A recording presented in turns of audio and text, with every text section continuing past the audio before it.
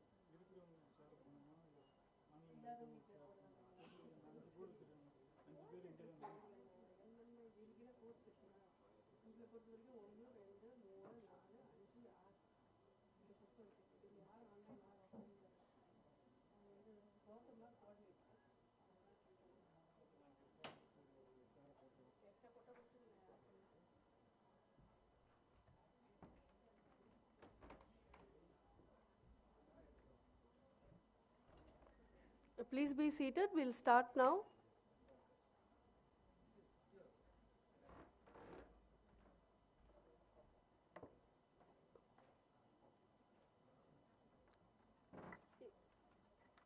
You guys can move forward as much as possible.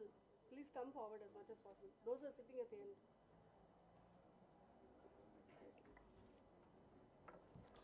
Okay. Okay, we'll start. Recording in progress. Good morning and welcome back to the International Conference on Sustainable Development in hilly and coastal ecosystems. And this morning we start with the fourth session. This session is titled Salinization and Agriculture, Adaptation and Resilience in Coastal Ecosystems. So I think the coordinator, I'll invite Gautam to the stage to take it forward from here.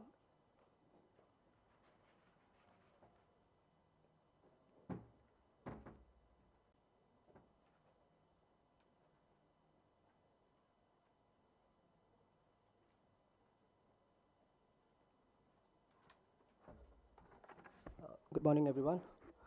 We'll start the day 2 of the International Conference on Sustainable Development in Hill and Coastal Ecosystems with the discussion on salinization.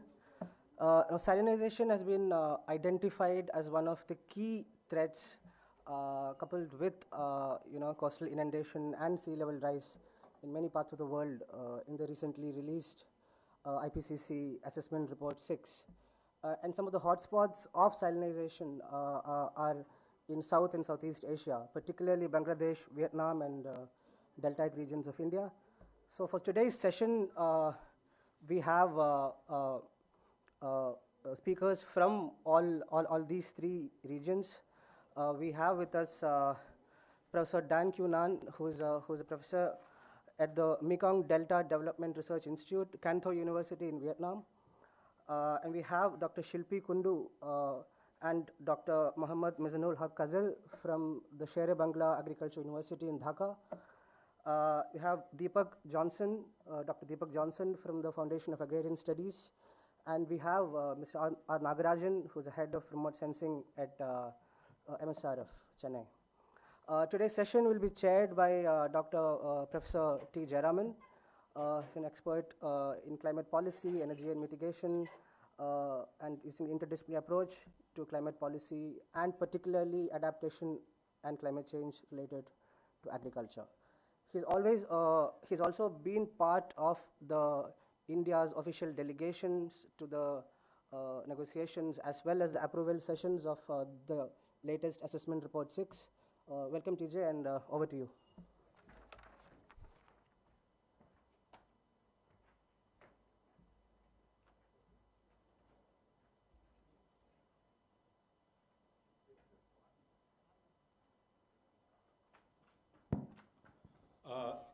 Thank you very much, and may I now invite my fellow panelists to take their places on the dais. Dr. Kazal, please. Dr. Shilpi Kundu, please. Nagarajan, Mr. Nagarajan is there? Yes. And Deepak, yes, please.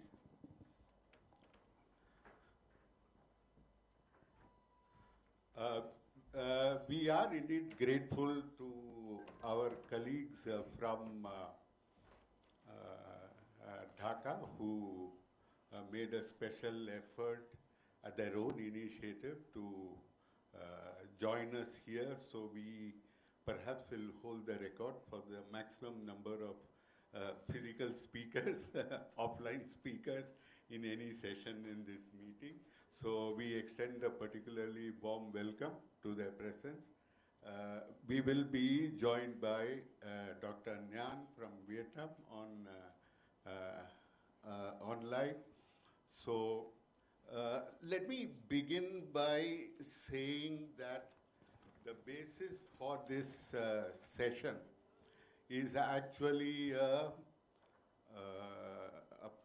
proposal writing exercise that began amongst the three institutions. There were other partners also, but the lead was taken by our three institutions from Vietnam, Bangladesh, and from MSSRF, and of course the Foundation for Agrarian Studies in Bangalore. And there is nothing like such an exercise to focus our thoughts and minds on particular issues. So while that was the occasion that brought us together, we feel that this is an area where we can sustain very useful collaboration, both at the level of theory, research, etc., and at the level of practice. And we look forward to taking this ahead on our own initiative in some fashion or the other in the days to come. By way of introduction for why apart from this, I'd like to make just a very quick couple of remarks before we start. See, adaptation began with the idea that of it as a local phenomenon, and a lot of the early years, first 10 years or 15 years of adaptation research was involved in a series of what you may call case studies, which occurred from all over the globe. And a number of regions began to be studied in this light. Governments were also interested, and Vietnam, Bangladesh, and India were leaders in this. Subsequently, I think attention shifted from learning from these case studies to developing a larger perspective on adaptation. And I think the next 10 years or 12 years, I think, were spent in developing that perspective. Today, I think, however, the wheel has turned a full circle again, and we now need to go back to adaptation at the local and regional scale, but enriched with the larger perspective that has come from these years of learning. In this context, it is relevant to note some points that the IPCC's sixth assessment report, the working group 2, has noted. So the point is about getting to the barriers for successful adaptation and resilience building. And some of those identified are fragmented institutional mechanisms, building evidence for local adaptation strategies, insufficiently developed communication channels compounded by socioeconomic vulnerabilities, and the very significant role of the absence of cross-learning between various regions that would help overcome these barriers. So I think this is the background in which we have all come together for this panel discussion. Without more ado, I will first invite our speaker, Dr. Nyan from the Mekong Delta Development Research Institute at the University of Can Tho in Vietnam. Dr. Nyan is interested in interdisciplinary research and development of farming systems, agroecological management, climate-smart agriculture, food systems, rural livelihoods, and agriculture and rural transformation. Professor Nyan's work and publications form a very impressive body of research. He now leads this institution. Currently, his work focuses on the Mekong Delta of Vietnam and the lower Mekong Basin. He obtained his PhD, of course, from Wageningen in aquaculture production systems, and was also otherwise, spent time in key institutions outside Vietnam as well. So we could not have a more appropriate speaker to kick off our session. So Dr. Nhan, may I invite you to your presentation, please.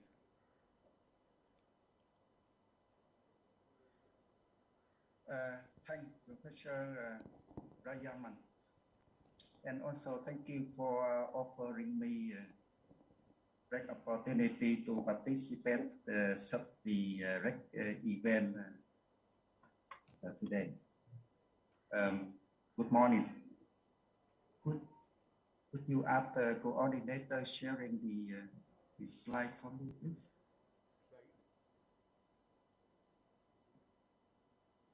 Okay, thank you. Thank you for manageable.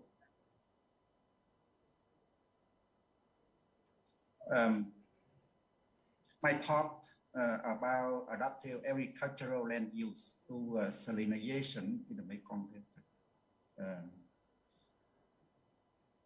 I share you gaps between policy making and policy implementation and also science.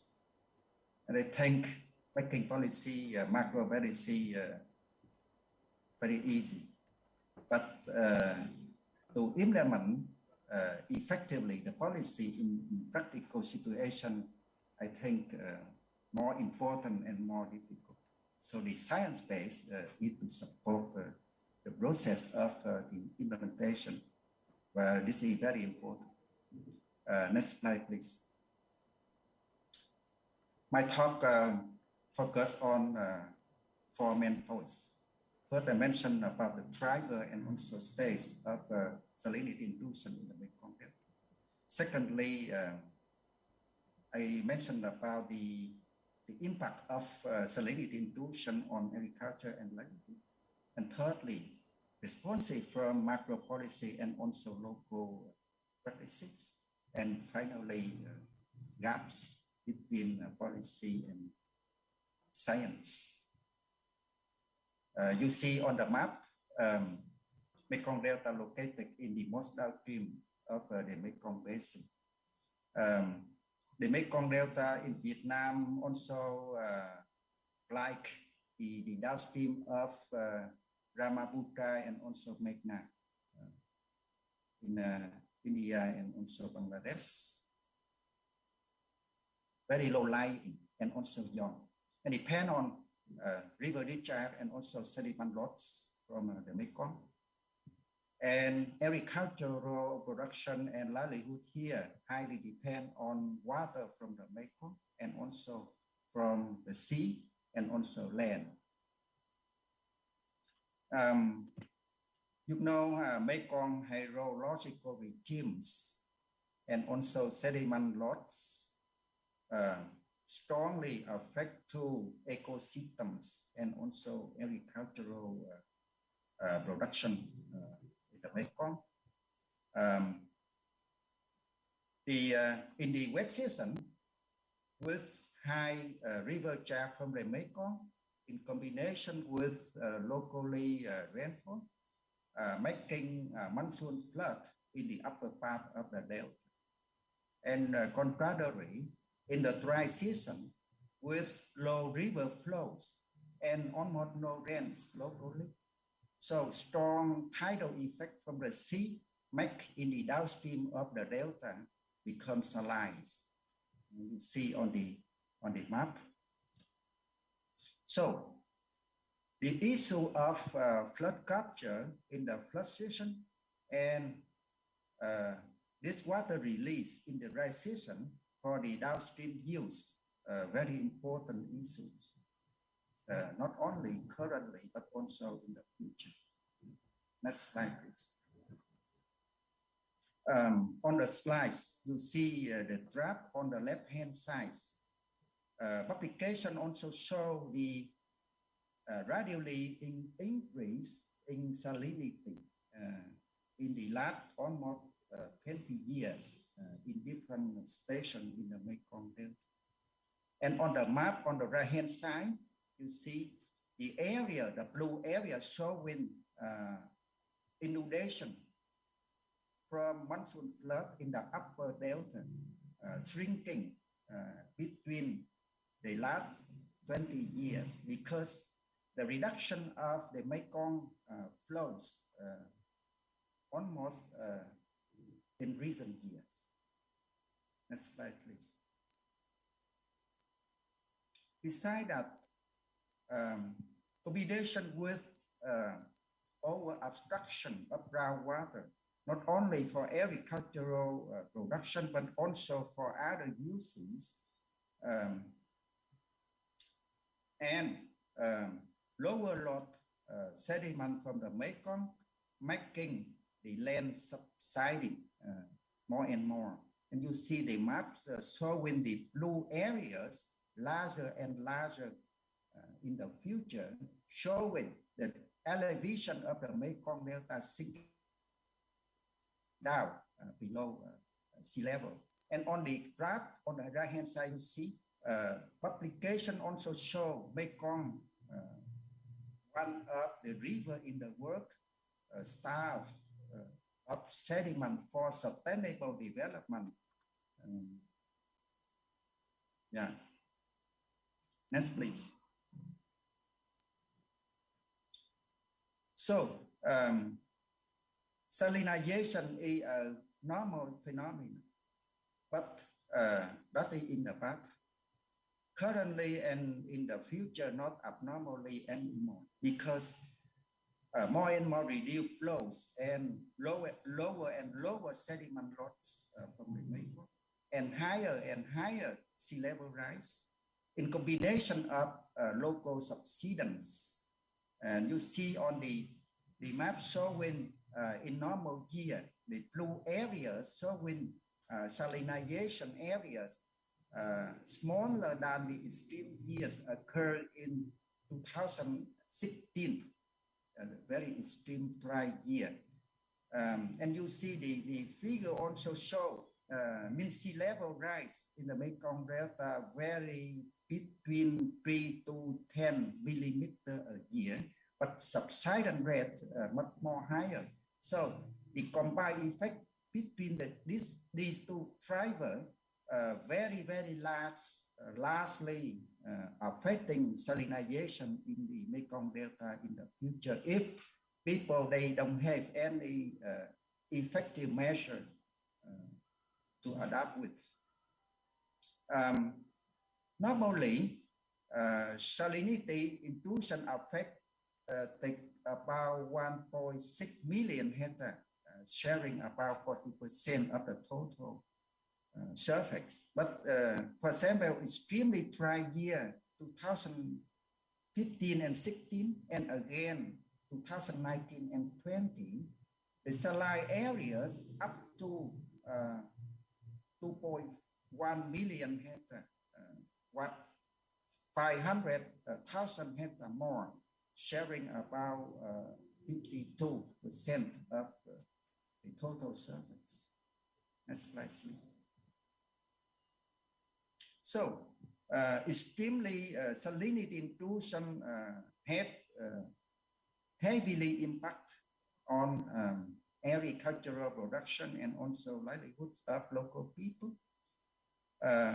Make about 400 hectares affected with rice, fruit, and vegetable, even shrimp and fish too. Besides that, domestic supply for local people also interrupted about 200,000 households. Consequently, after 2020, a mass population of rural areas migrated out to urban and also to outside the delta for new job opportunity. It in the future also a challenge for sustainable agriculture and rural development because it lacks skilled labor locally. Most of the effect occur in the interfacing between fresh and saline zones you see on the map, because these zones very dynamic, not only in the abnormal year, but also in normal year, because it moves up and down, and also salinity level by time and also by years. And you see also the photo show the damage of rice and footprints. Next, please. Under that context, the Vietnamese government make a master plan for the Mekong Delta. According to the vision to 2050, is Mekong Delta will become a safe, prosperous, and sustainable. Besides that, the development of agriculture based on nature, adapt to the nature situation. To achieve it, people they need to transform agriculture and social economics. I mentioned that strongly interaction between the upper part and the lower part of the Mekong Delta. So the upper part strongly by flood. So to focus on how to capture as much as possible flood and sediment by to apply flood-based farming systems. This system also similar to Bangladesh. In other spectrum in the lower Mekong Delta, considering saltwater resource, and by apply salinity-based farming systems. Besides that, also can form the form of agricultural production by to shift to value targeting rather than production focus, and well coordinating regionally to use the water more effectively, and also to develop agricultural commodity for domestic and also international market. Next slide, please.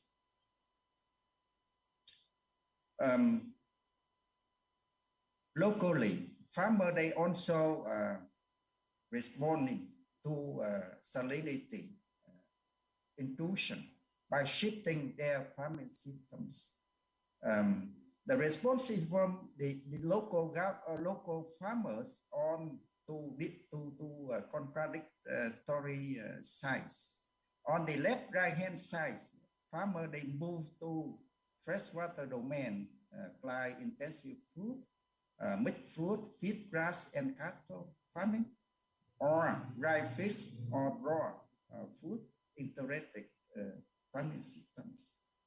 But on the right-hand side, other farmers they shift to saline water domain, focus more on saline stream culture. We have seen that two different farming systems shifts. One side, farmer they apply low input to achieve stable income by applying integrated farming systems. This is for the poorer farmers. And on another side, farmer they apply high input with intensive culture and to do economic venture, mostly focus on shrimp. And you know, in practical situation in the Mekong Delta, freshwater ecology easier to be managed rather than saline water ecology. Next slide, please. Consequently, on the photos on the left hand side, you see farmer they ship to food orchards, but nearby farmer they also apply saline stream, and also within the community, people they also relying on groundwater for domestic uses, and we see that farming systems shift at farm level, causing conflicts over different water use within community. And on the right-hand side, also, this is a photo I took 2 years ago. While in the downstream, farmer they lack fresh water for fruit trees production, but in the upstreams, excessive water yield for rice production. And we see that conflict between zones, upstream and the downstream. Dr. Nyan, you will be able to wind up in the next 2 minutes yes. to reach your main conclusions? Yes. Yeah, thank you. Yes. And you see that it seems that people, they shift risks from natural hazards induced to human activity induced. Next, please.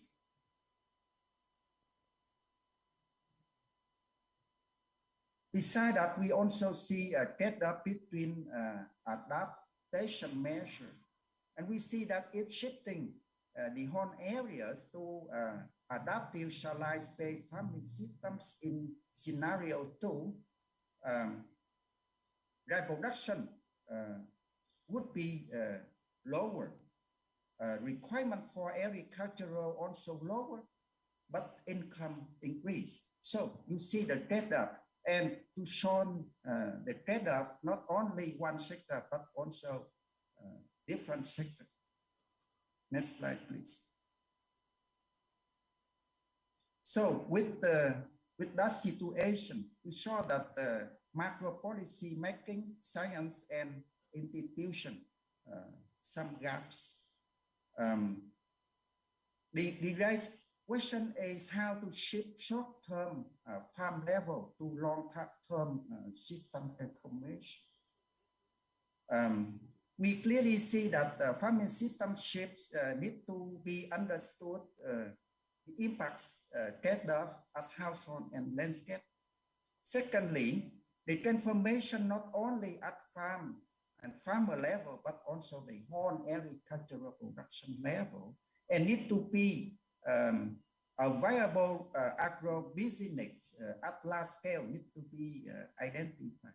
Besides that, for institutional sector, capacity building and also extension worker also need to be built. Not only farming technology, but also farm and enterprise management. Besides that, coordination between zones, planning, and also important to determine water prices. Next slide, please. In conclusion,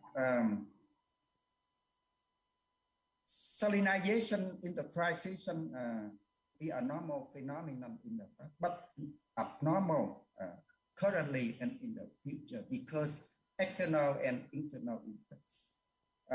Adaptive response in practice currently we saw some conflict and trade-off between zone and within zone, and trade-off between objectives.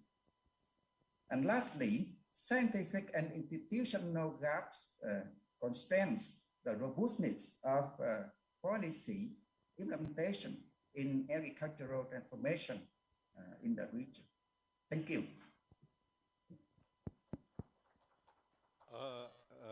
Thank you, Professor Nyan, that I will make no attempt to even for a 2-line summary of your excellent lecture.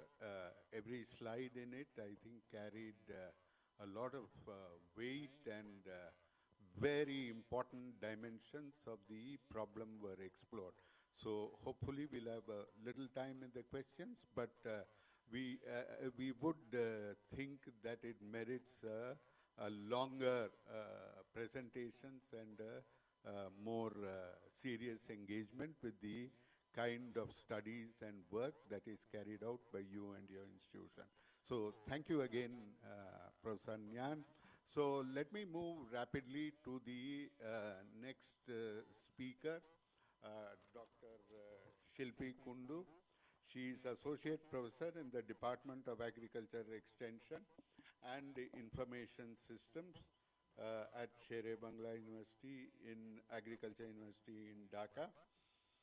She focuses on institutional effectiveness in climate-resilient agriculture in coastal Bangladesh, which is part of her doctoral research. Her key expertise is in social research methods, gender and environmental sustainability, livelihood development, policy analysis, and of course, climate change adaptation. Dr. Shilpi Kundu will be speaking on climate change, the climate challenge through the gender lens in the coastal landscapes of Bangladesh. Okay, so please, perhaps I didn't get your title exactly right. You can give the precise title. Please go ahead. Okay. Thank you very much, Professor Joyramon, and for this introduction, and for inviting me in this wonderful conference on sustainable development in hill and coastal ecosystem. My sincere thanks goes to my team from Sher-e-Bangla Agriculture University, especially Professor Mizanul Haq Kajol, and to our Honorable Vice Chancellor Shoidur Rashid Bhuya, who inspired me to work and come here and present my work. So I'm going to present a case study about the gender dimension in climate change adaptation in the coastal agricultural landscape in southeast coast in Bangladesh. This is the outline. So first of all, how climate change is impacting in coastal areas in South Asia. So, 5th assessment report and 6th assessment report of IPCC has clearly mentioned all of the vulnerabilities of anthropogenic climate change and its intensity and frequency, and that is impacting our lives and livelihood. And so our agriculture is impacting by the drought, higher temperature, salt water, and flooding, cyclone and tidal surge, and so many things. And projection shows that in South Asia, we'll see an average economic loss of around 2% of their GDP by 2050, and it can rise sharply to at least 9% in 21st century. And serious damage not only in agriculture, other sector can affected very severely. And here are some key concern of the agricultural adaptation in Bangladesh. As Bangladesh is very highly populated country, so we have population pressure, and that's why our cultivated land is reducing, and for the overuse of land, our productivity also decreasing, and because of climate change and overuse of land, and we have low system resilience, and local variety is getting extinction, and there are some other social issues like economic issues, that is disintegration of value chain, unemployment, and there are one more major issue is labor migration, and which results in food and livelihood insecurity, and and there is a risk to realization of sustainable development goal. And for this, we need adaptation, we need to focus, we need intervention and to reduce vulnerability, enhance resilience, and sustain productivity.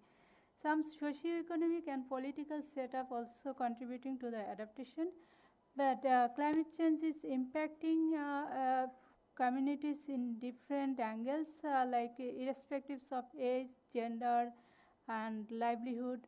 So I'm going to talk about gender dimension only, and why gender dimensions are important, because man and woman may be differently vulnerable by the climate change impact, and institution can shape adaptation response, and institution support service can help to change the behavior of adapter, And it can reduce the access of resource, better agriculture and development outcomes. And finally, we can address gender issues, which can improve adaptation policy making and program implementation.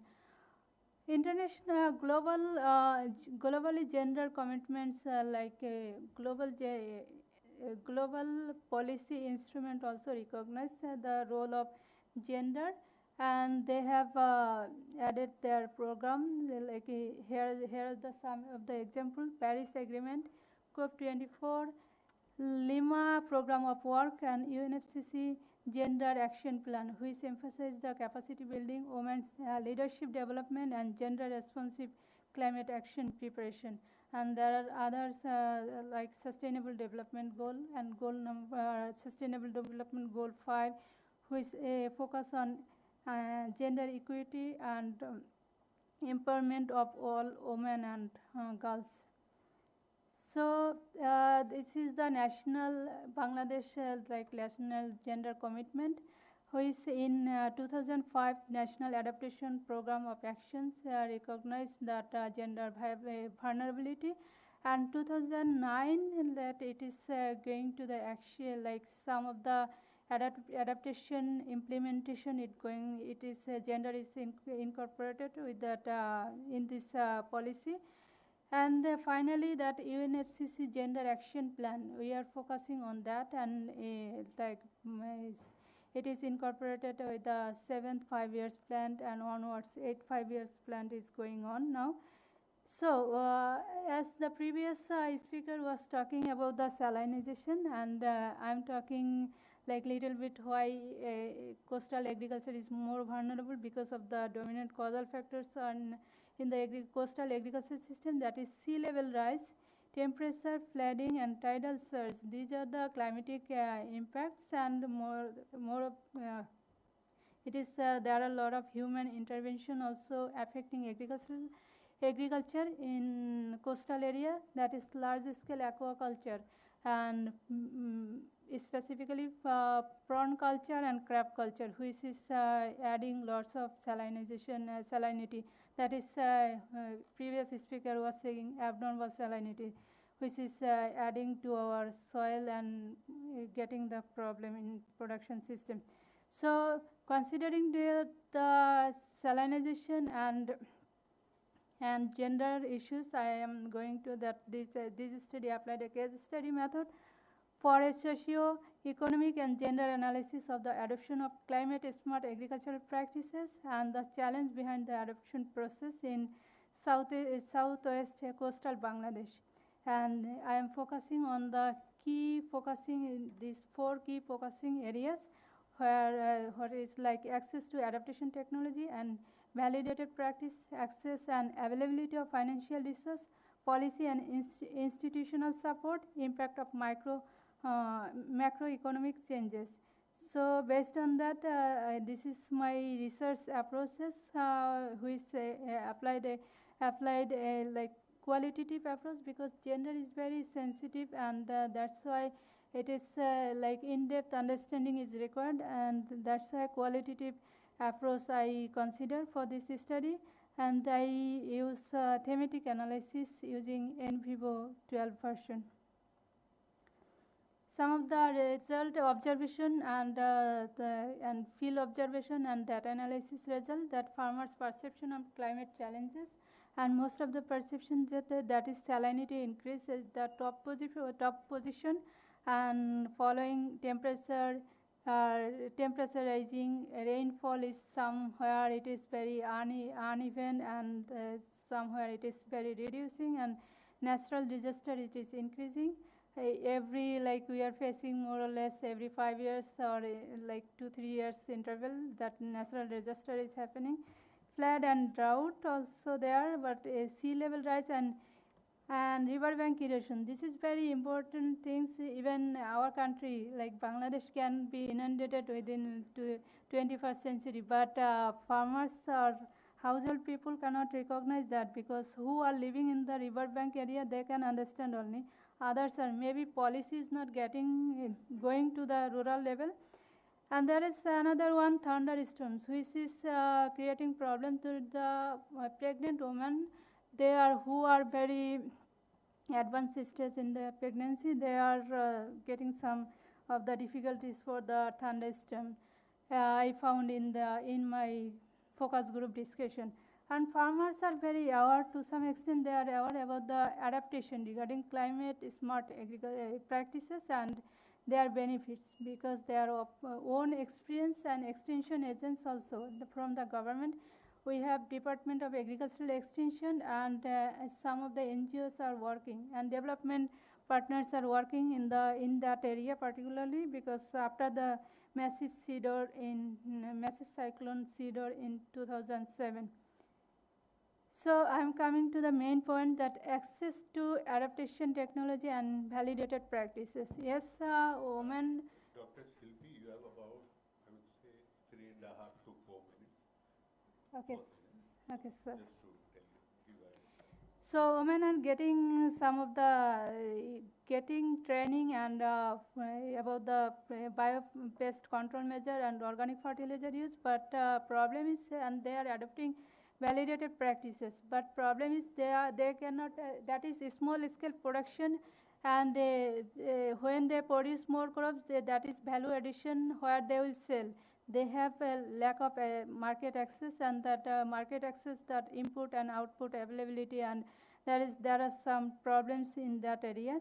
Access and availability of financial resource. Financial resource also, they have banking access is very less, because banking access requires resource like land ownership or other any kind of resource. So they don't have that access, and but they can take loan from the NGOs, and which is creating another problem, that when the decision making is going from their male member or from their husband.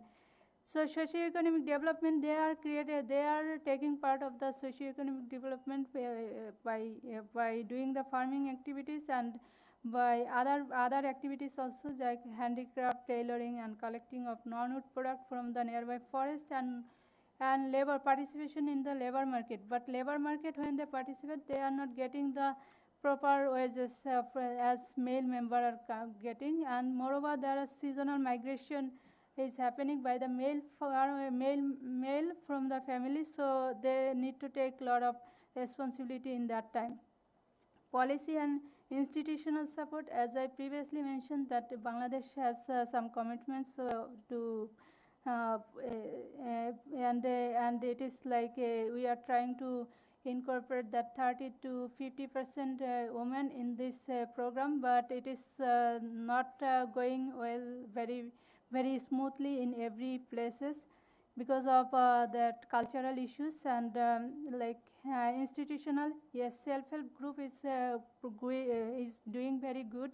They are providing some of the capacity building training and other. So in that way, self-help group is helping female to adjust with to increase to contribute in the microeconomics.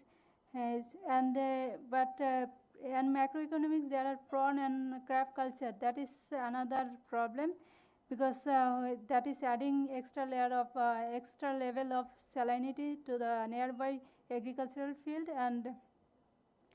And another major problem, yes, they are doing very hard work, but problem is they have less access to market, which is like when they produce more crops, they cannot go to the structural market, and middlemen can come to their house, and they are taking their product by low cost, and they don't have like women don't have their like in market information, so that way they are depriving in that labor cost, they are not getting proper value of their labor.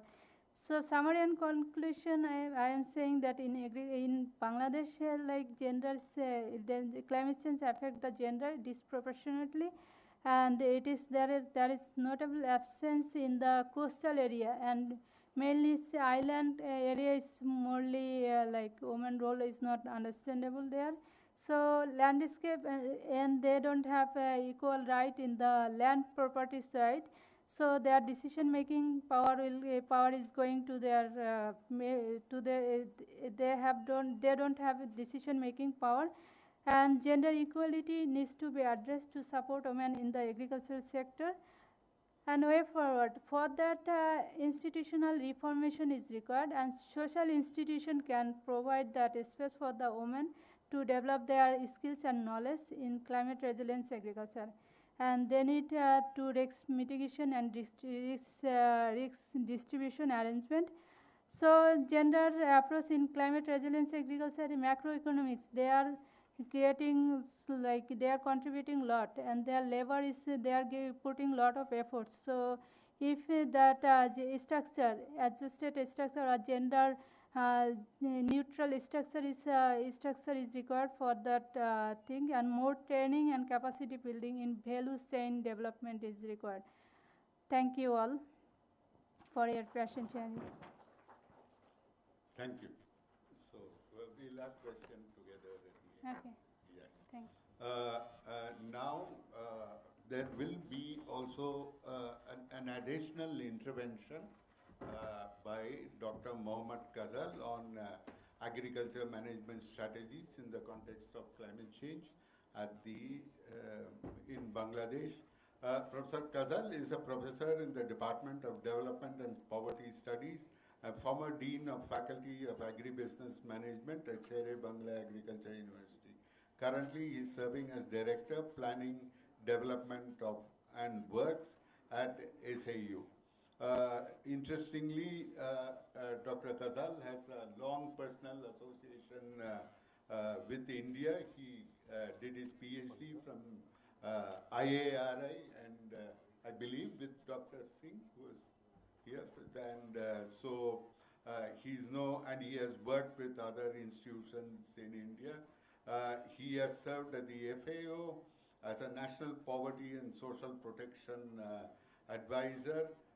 He has led a wide range of development research projects and has served as team leader or consultant with different international government and non-government organizations, and has published widely on a broad range of development topics. Professor Kazal, over to you. Thank you. Thank you, sir, to introduce in this audience. Thank you, sir. At the very beginning, I would like to respect in my Professor Jayaraman in this session, and respected participants and respected speaker in this session. So I would like to you know very well why are we in here. So already Professor Jayaraman, he informed to us that we are trying to together build a relationship between India, Bangladesh and Vietnam, and in that way we took that opportunity to come in here. So we are grateful to the MS Swaminathan Research Foundation to give that opportunity to say something in this year, to present in this presentation. So as you know, the climate change is very important things is like now in the globally, and in Bangladesh out of 19 districts and 133 sub-national level, which is the 47,021 square kilometers, that is the 32% of total land, that is the coastal zones. And out of that coastal zones, the 8,30,000,000 hectares are affected by the salinity, and rice production is decreasing trend. And very well, the last 105 years, the sea level, it has been rise 0.5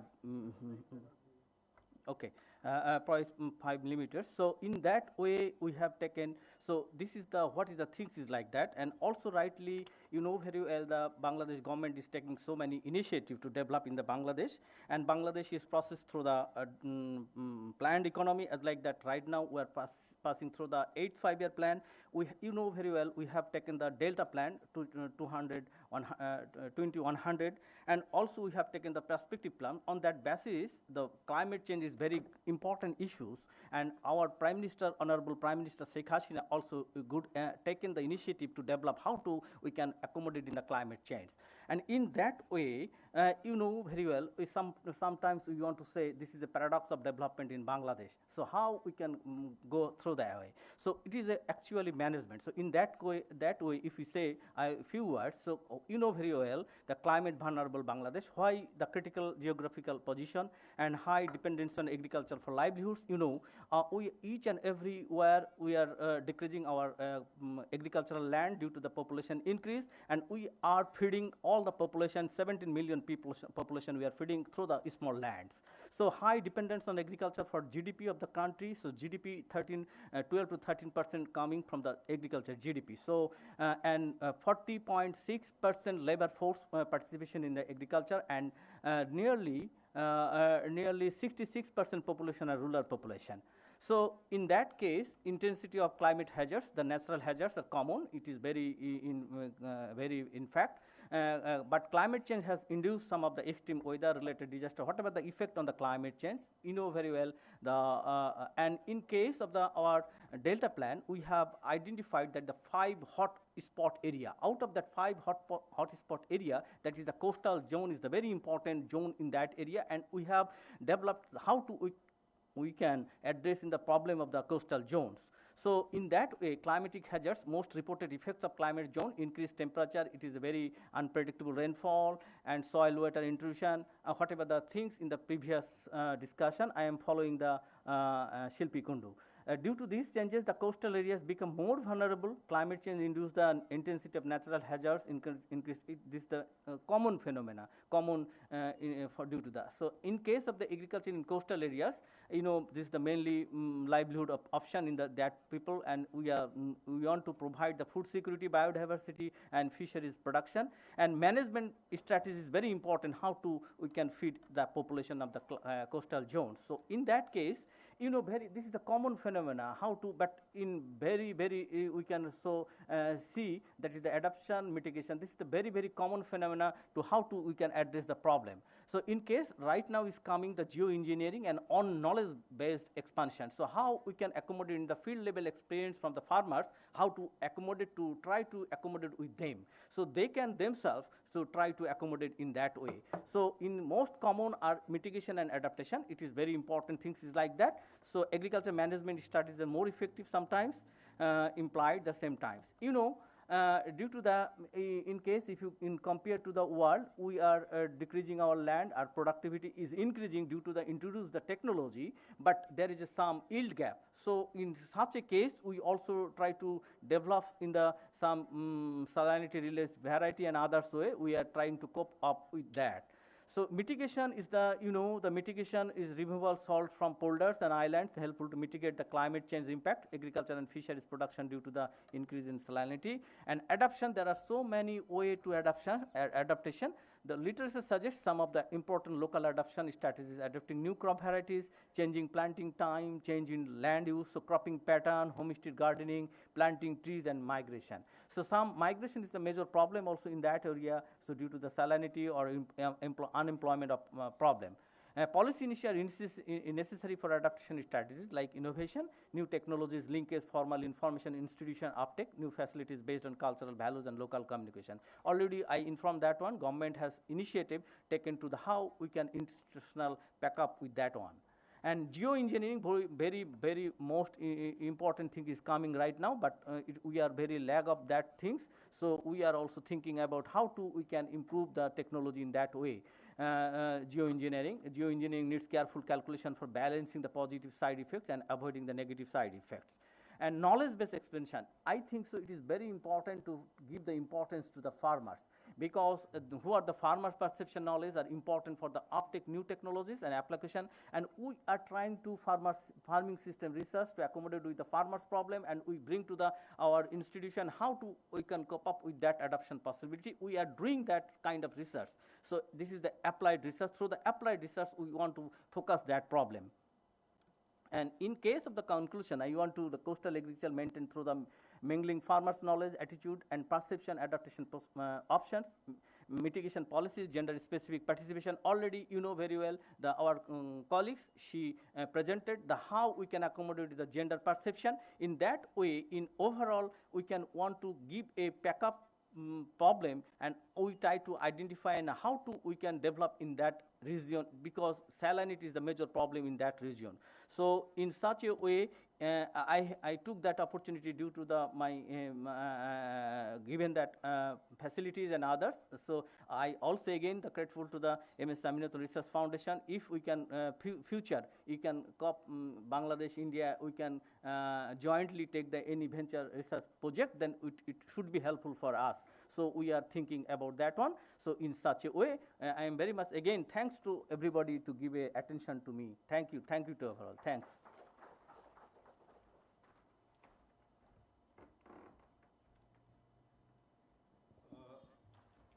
Thank you, Professor Kazal, and of course, Dr. Shilpi Kundu also. Back to back, I think we have had two remarkable presentations, and the foregrounding of gender in the context of salinization of agriculture, coupled with clearly the problem of the feminization of agriculture. I think this combination is particularly striking in the work that we just heard. So thank you very much for that.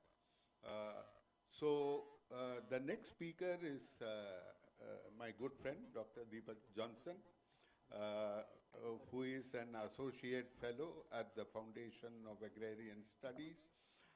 He has a PhD in development studies from my old institution, the Tata Institute of Social Sciences. He did a fairly unique piece of doctoral research, analyzed incomes from rice production in Kerala and compared the crops incomes in Kerala with the Mekong Delta region in Vietnam. So he is deeply interested in agriculture policy with a particular focus on costs and incomes. He will be speaking about strengthening institutional mechanisms for responding to salinization, case studies from Kerala. And I think this will look forward to an interesting presentation. Thank you. Thank you, Professor Jayaraman, and at the outset, thank you, MSSRF, for hosting us here in this wonderful conference on sustainable development of hill and coastal ecosystems. So, yeah, the slides are on now. So I would start with, like my presentation deals with institutional mechanisms for responding to salinization from the point of view of what's happening in Kerala and how on-ground situations can be used for strengthening our response towards salinization. Now, first few slides are about generally why salinization poses a great risk to coastal agriculture, and as pointed out by many previous speakers, IPCC assessment reports have talked about increased salinization leading to a reduced productivity and thereby reducing net returns from farming. This graph on the right side shows a general picture of how various levels of salinization correlates with percentage reduction in yield, and you can see that as salinization increases, almost yield drops to nearly zero. That itself poses a huge challenge to farming by reducing net returns from farming. But along with this, adaptation to it and working in the context of salinization means that increased costs associated with protecting land from further degradation, groundwater monitoring, and repairing damage for farm infrastructure such as pipes, roads, etc., caused by salinization means that costs would also go up. So we are talking about a situation where agriculture would become more challenging because of salinization through the pathways of reduced productivity and reduced net returns. Now, Kerala as a coastal state would be witnessing increased spread of salinization. The first picture on the panel is from the Central Water Commission report released in 2017, which shows brackish water aquifers in Kerala, which spreads across 4 to 5 districts on all the coastal areas. The second diagram, the picture is more familiar to MSSRF. It is the Kuttanad region. And the MSSRF report of 2007 and the Planning Board report of 2019 talked about 33 ways in which saline water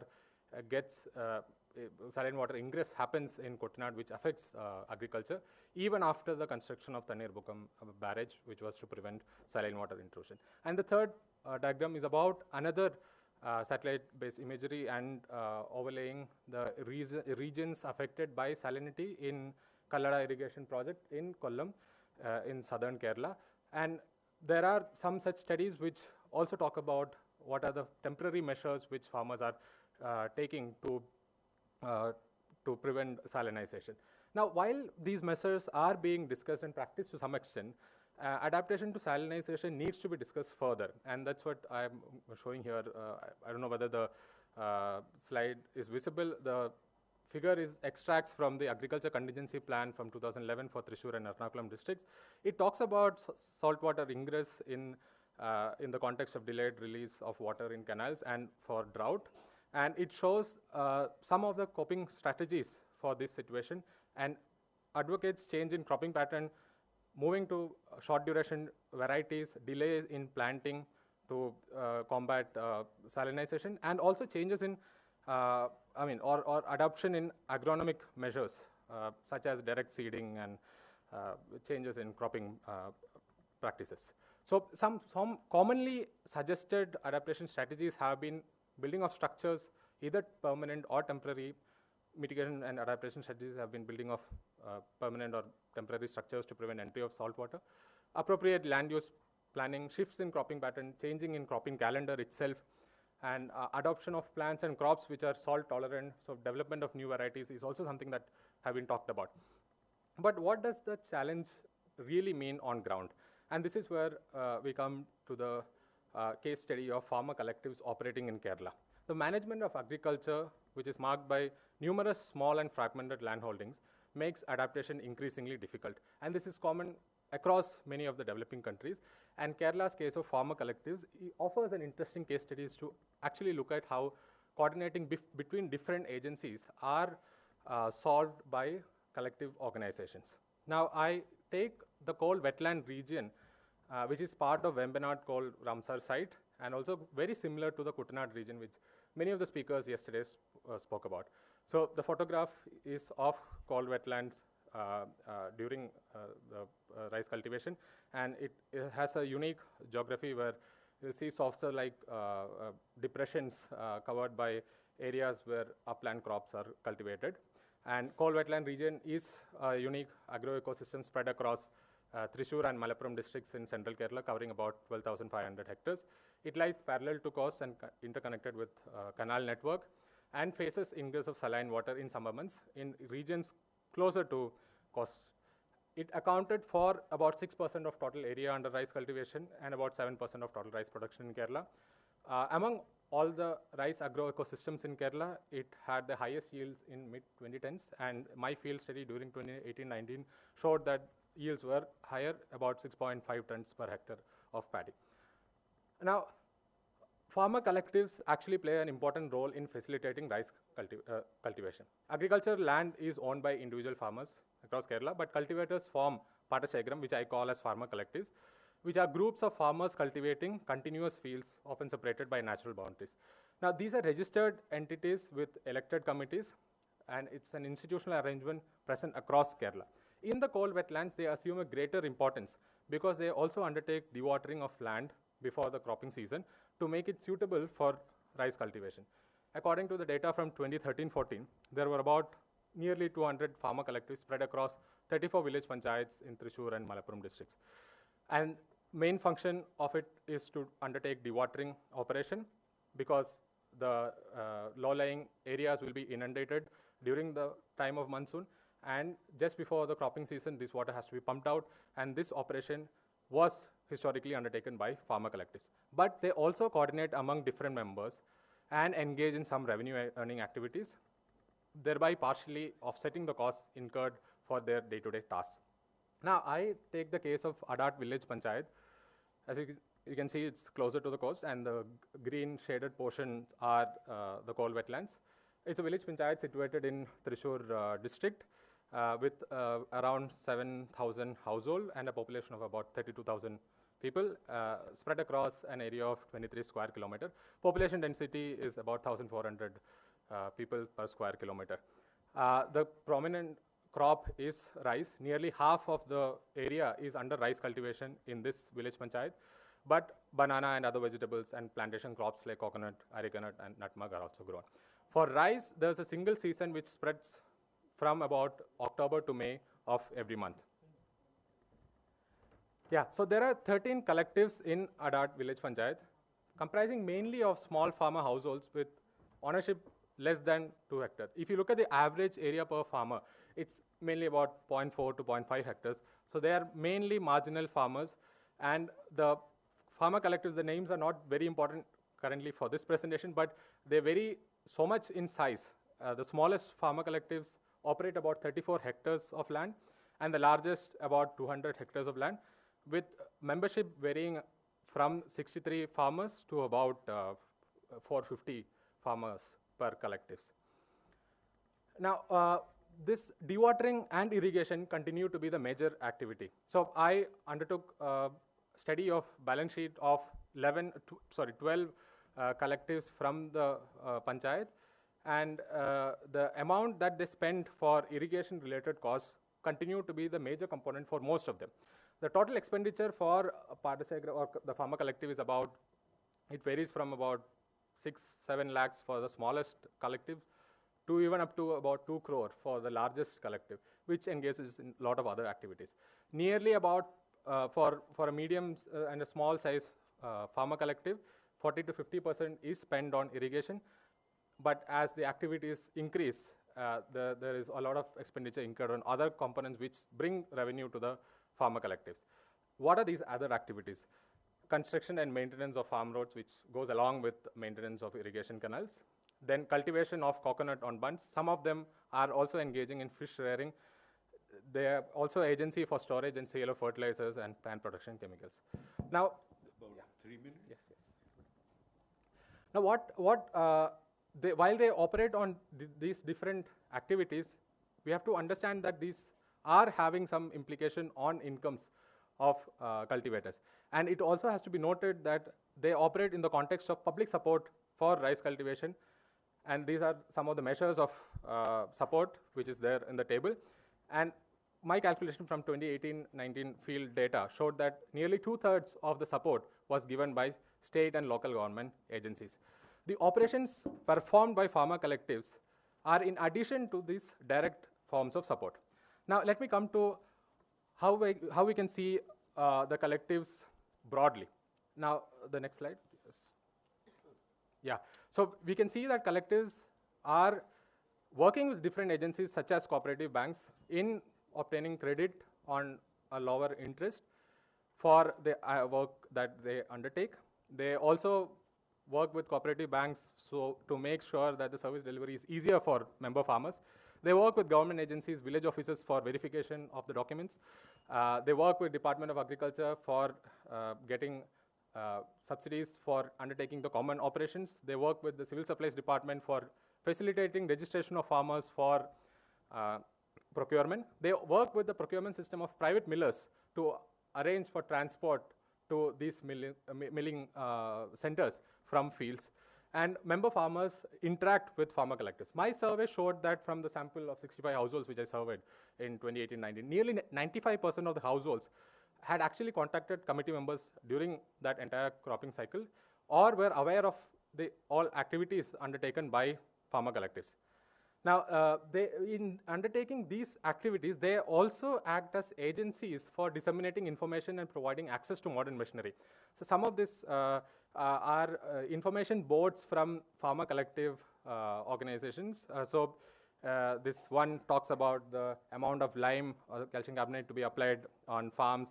Some talks about restrictions for using fishing catches in the fields. Some are also talking about the subsidies which are present for farmers. Some farmer organizations have tillers and all of that.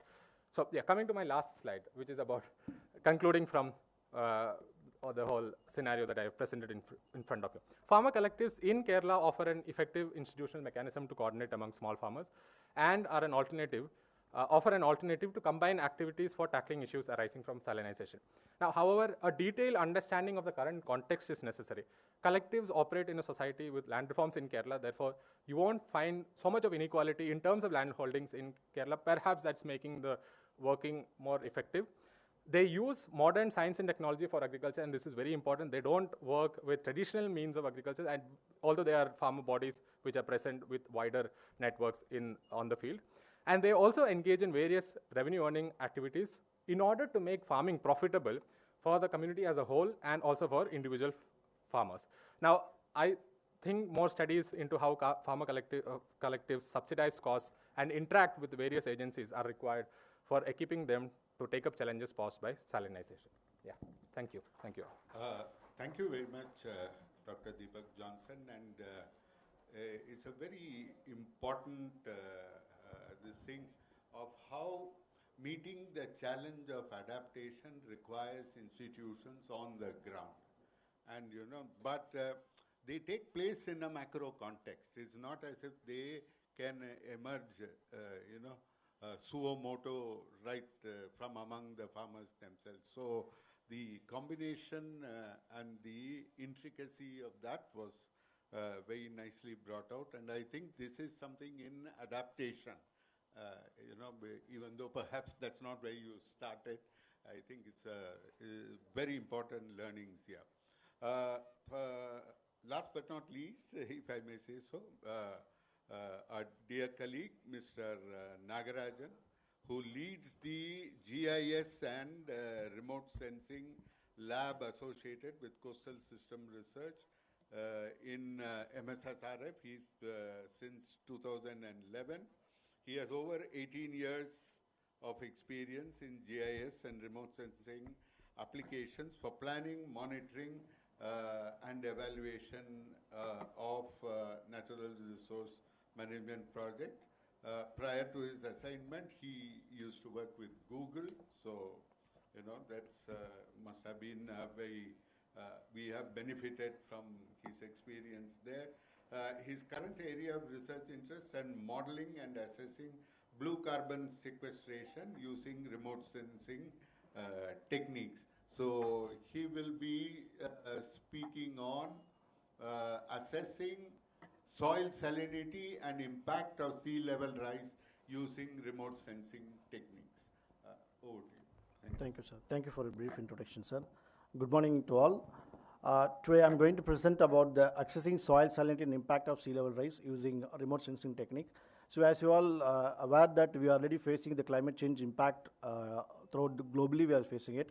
And especially the coastline, we are severely affected actually in terms of the infrastructure damages as well as ecosystems and agricultural lands.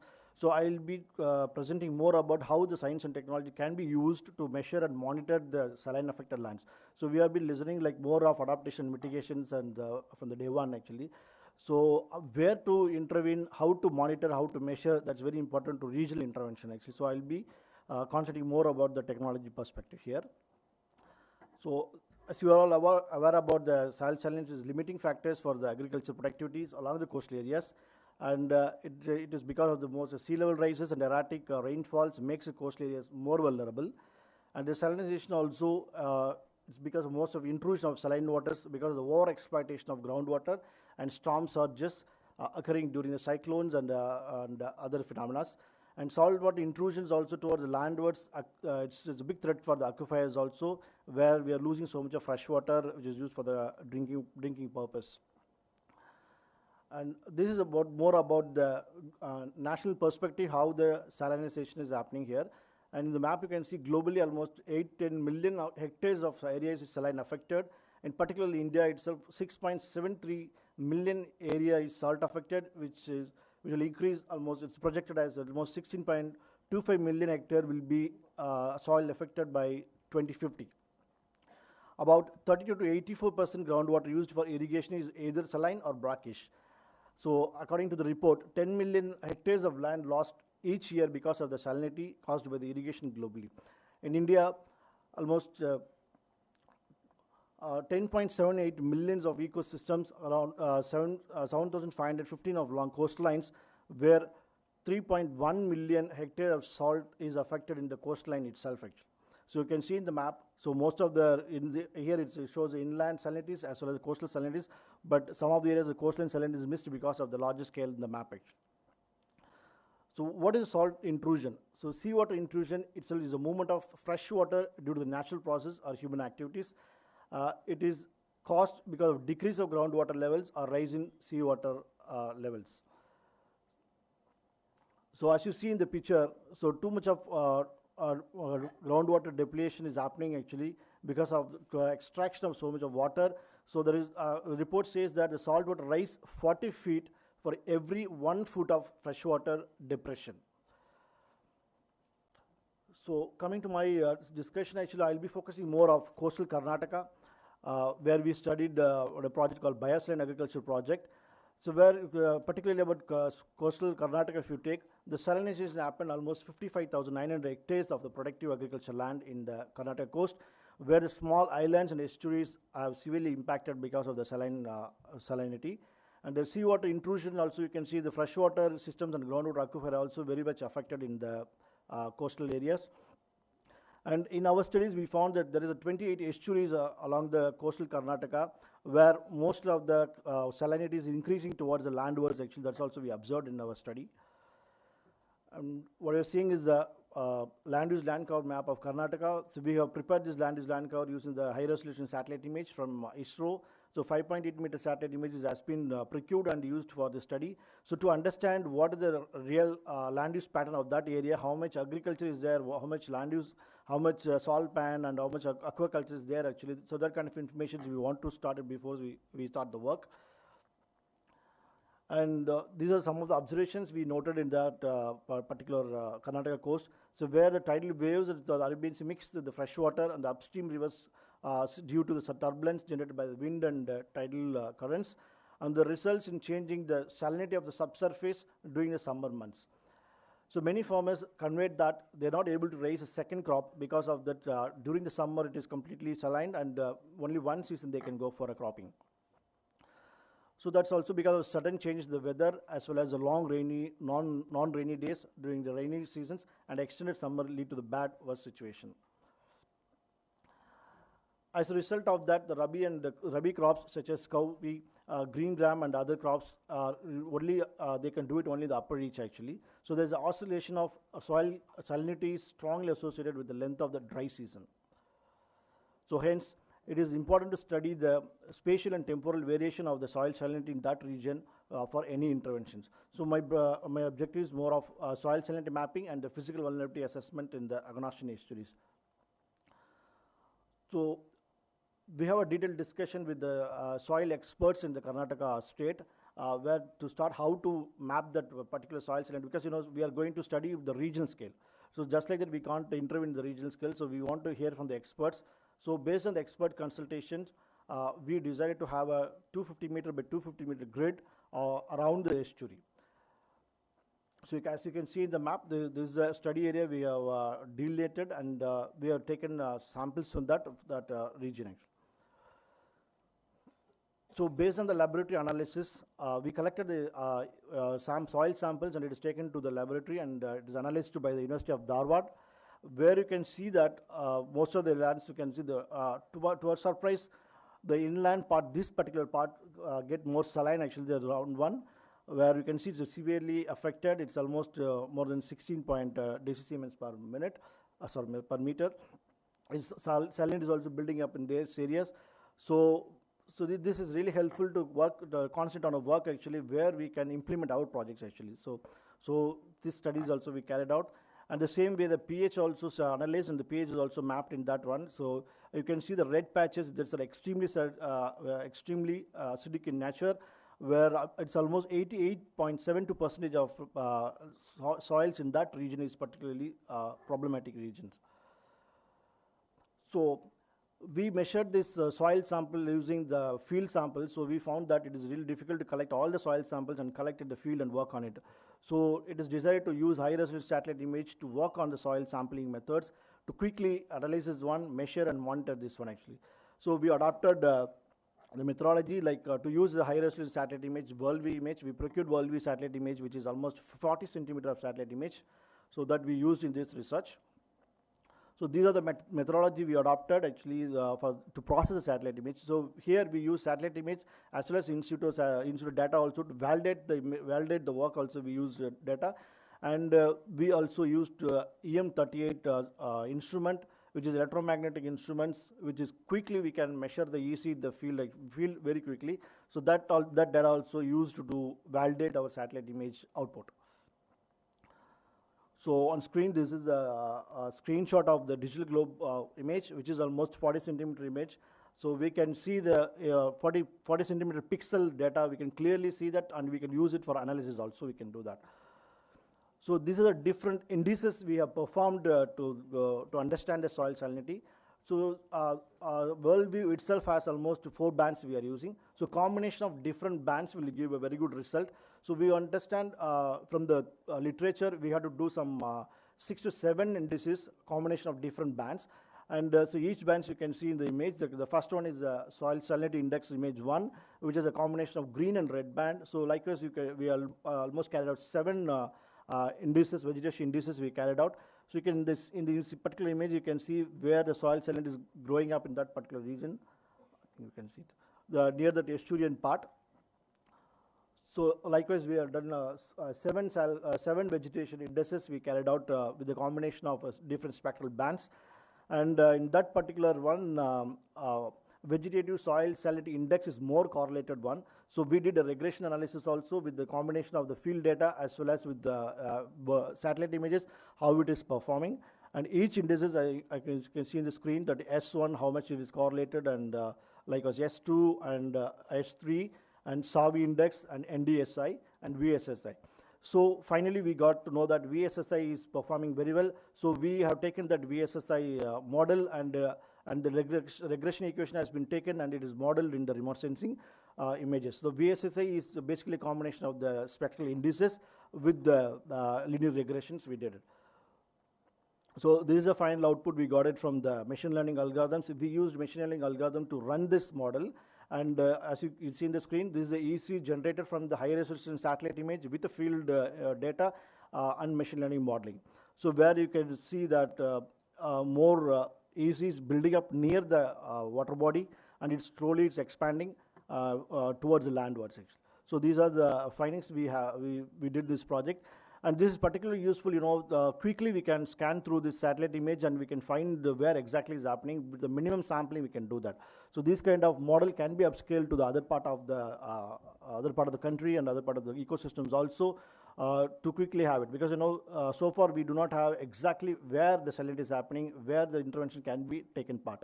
So these models can be replicated to other parts also. Yeah.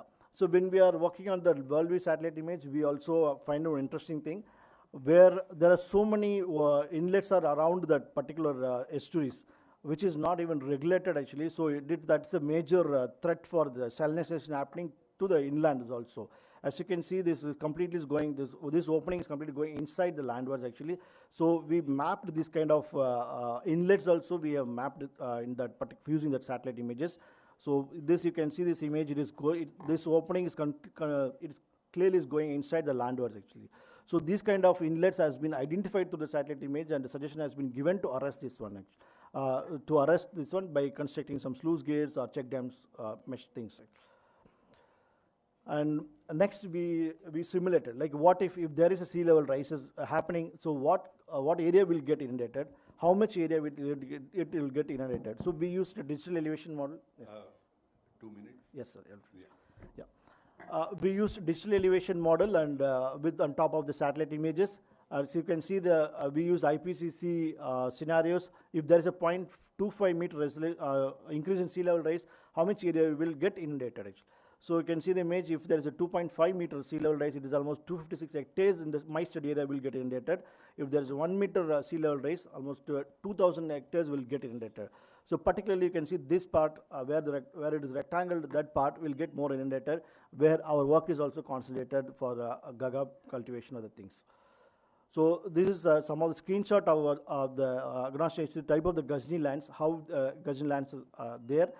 And as part of the mitigation measures, and the Gaga seed bank has been established in that particular region, and it has been given to the farmers for the cultivation of the things.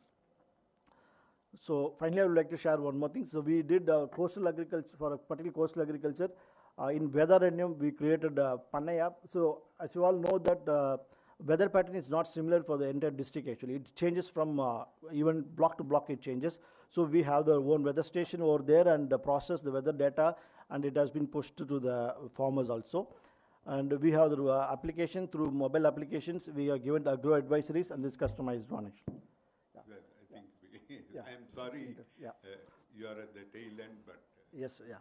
To conclude, it is very important to map the saline land in the fine scale resolution for the successful integration of climate resilient measures. Yeah. Thank you very much. Thank you.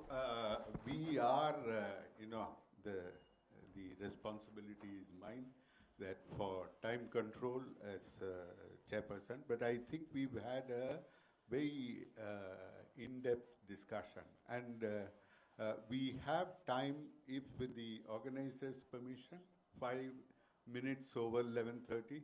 We are currently 11:24 or 23. Okay, so we'll gamble on his indulgence. So we have opportunity for a quick set of questions. Let me start by taking 3 questions. Dr. Anil Kumar, first question. We'll take the questions together and then corresponding answers or responses can be had. Dr. Nyan, are you there? Thank you, Chairman. And we are having a very interesting kind of presentations. So when we discuss about this coastal salinity and the coastal agriculture, one important point which missing, I think, is the biodiversity. Especially, the ecosystem-based adaptation or the biodiversity-based adaptation is very relevant to the coastal agriculture. So my question here, say if you take Mekong Delta, so I'm aiming this question particularly towards Dr. Dang, because Mekong is also famous for the biodiversity. So when he talked about the land use based Mekong Delta adaptation, whether has he considered the biodiversity part with reference to the the resilience dimension and also with reference to the climate storage dimension, the carbon storage dimension? Thank you. The next question, a second question. I saw Dr. Rangalakshmi. There was a hand at the back.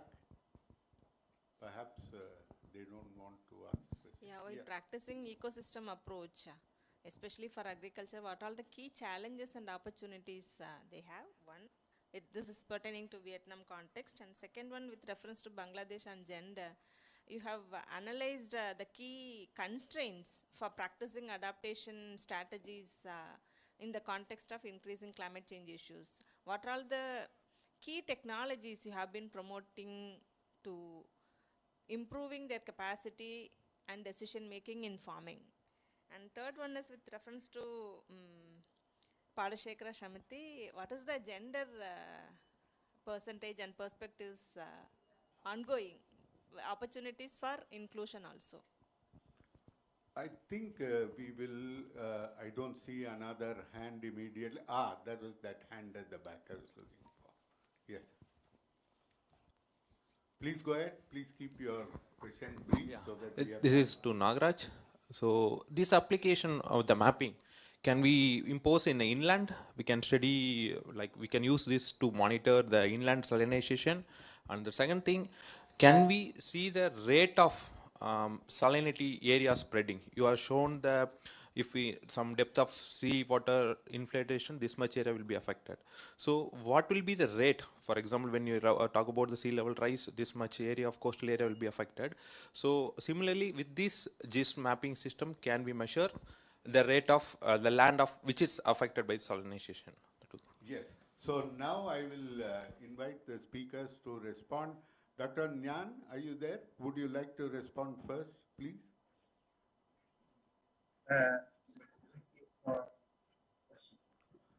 Yes, biodiversity one of the dimensions we consider for nature-based agriculture development.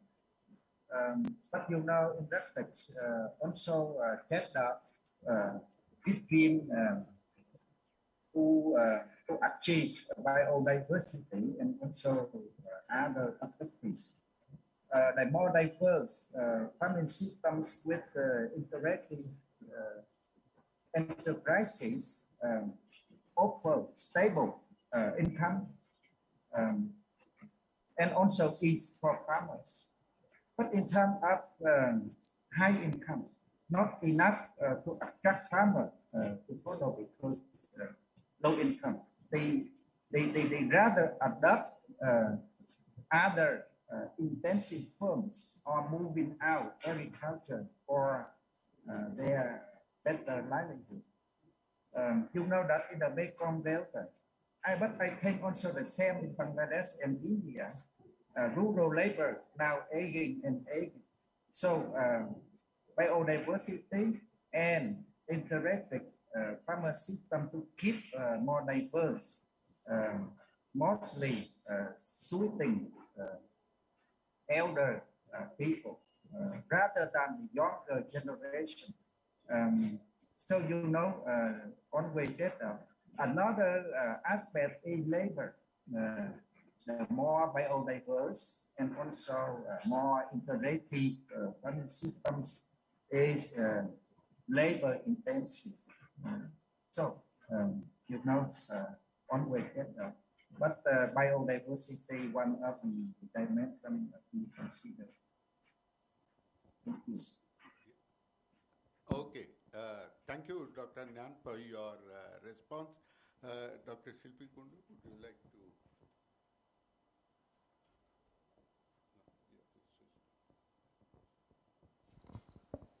Thank you. Actually, in Bangladesh, that Extension Service and NGOs are working on the promotion of agricultural adaptation technology and mainly nutrient management and pest control management. So they are giving some training like pheromone trap, how it can be used in the homestead gardening, and in the coastal area mainly Tiamun rice is producing. That is, there is no requirement for the irrigation, so as water is very salty. So, and to many extent they are promoting vegetable cultivation, and for that there are a lot of techniques like early variety production. And if farmer produce early variety, they are getting, to some extent they are getting more price, like vegetables are coming to the market very early. So for women, it is like market access is one thing, difficulties, and like to some extent their male members are helping, and middlemen also there. So that I mentioned in my presentation. And you are talking about the institutional things. That is in Bangladesh, Climate Change Resilience Fund, 10% of the fund, government fund, goes to the Bangladesh Polli Korma Sahayak Sangstha, and that Sangstha is providing their coordinator with the local NGOs, and local NGOs, they distributed that fund based on the project, and where that NGOs are working, they are actually working on the capacity building of women. And not only that agriculture sector, other sector like other income source diversification. So some handicraft producing, like tailoring, some other income generation activities there, like self-help group development. They are giving some training to that group, a small group, and they are producing. That way they are handling. Thank you. Thank you very much. Next, Deepak Johnson, and perhaps you can really specifically in the context of Kerala, is there a tie-up between Padasegarams and Kudumbashree, and also the potential, if not in practice, of Kudumbashree farmer collectives? So, please. Yeah, so Padasagara Samitis they have women members as committee members, but oftentimes we can see that the male members are the ones who are most active. That's a lacuna which has to be addressed, perhaps. But there are, as Professor Jayaraman was talking about, Kudumbashree, which is very active in the same village panchayat, which are sort of a collective organization in itself. And there is no present tie-up between Kudumbashree and Padasagara Samiti, but I think that is something that can be explored for undertaking rice cultivation. But there are a lot of women farmers who I have encountered during my field visit, as well as the agriculture officer and the cooperative bank administrator. They were all women, and they were closely interacting with Padasagara. That was the case in Adak. Yeah. With the indulgence, two very quick questions. First to Dr. Gopinath and the next to Dr. Anantagiri. He has been patiently waiting. Yes. It's a simple, straight question to Deepak. Sorry, my apologies. Nagarajan had a question directed at him. We'll follow right after. Sorry, Nagarajan.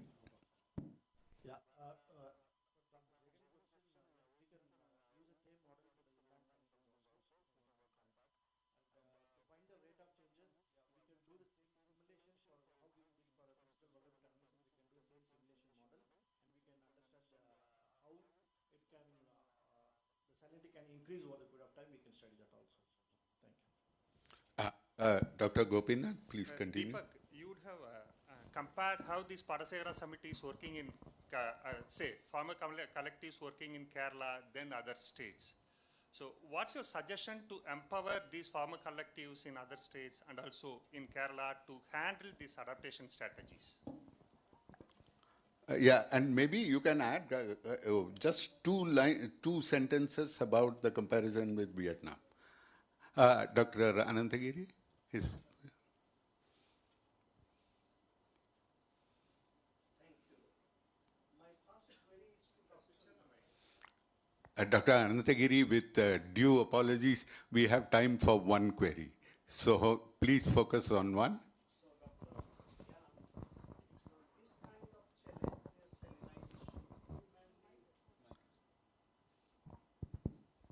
You mainly presented the challenge as well as some governmental response.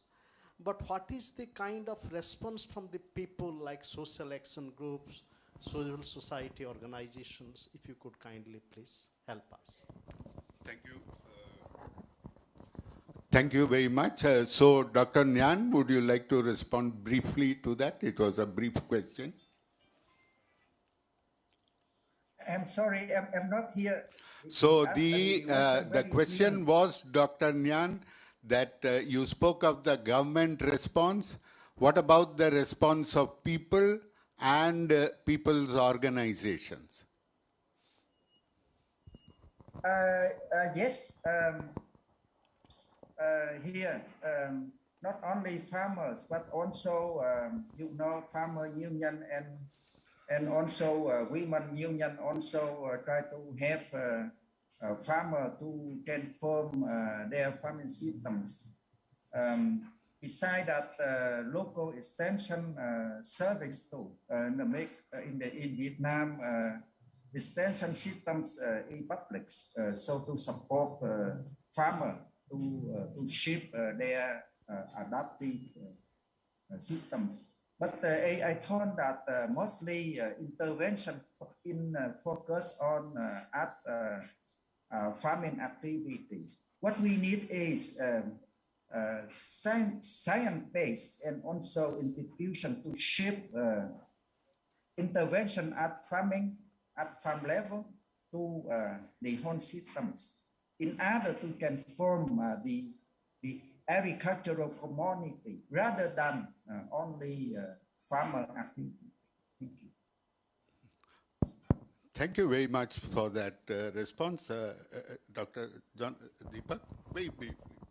So to Dr. Gopinath's question, yeah, there are issues, the structural issues that is perhaps that has to be addressed in such formation of collectives like this. That's one thing which I can talk about other states and Kerala.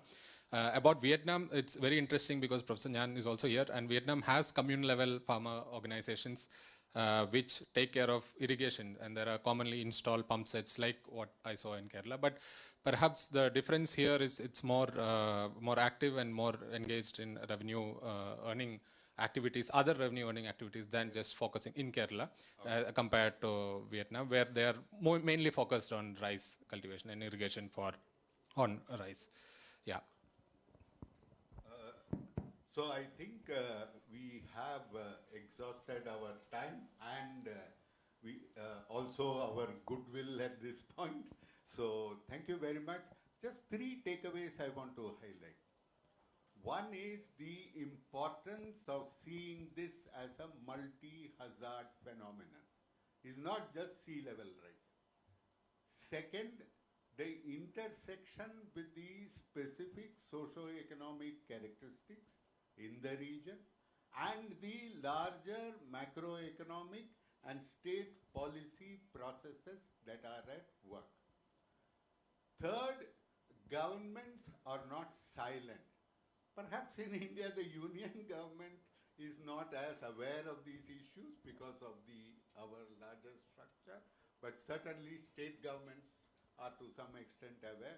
It is not as if governments are passive. Governments are trying to handle it. There are spontaneous organizations also from the ground, partly institutionalized, partly not, making these linkages and putting them on the basis of science and sound policy making institutions. 2 points that Dr. Nyan has emphasized are key to taking this adaptation in this sector forward. So I think we look forward to increased continuing collaboration. We thank our Bangladesh colleagues for their presence here. We hope, Dr. Nyan, we will be able to host you in our institution on an occasion sooner rather than later. Thank you very much, all audience. Thank you to the organizers for this opportunity. Thank you. Thank you. Thank you. Bye. Before we end, we'd like to offer our gratitude and a souvenir to all the speakers. So with that, we'll close the session.